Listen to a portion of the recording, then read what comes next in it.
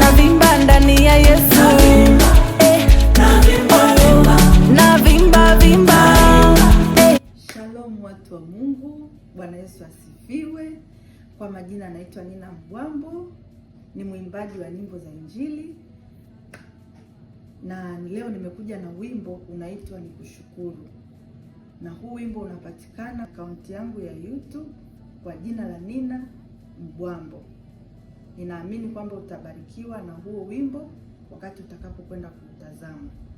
Nawapenda na niwatakia wakati mwema mtakapokwenda kutazama. Amina. Hebu tuende tukausikilize.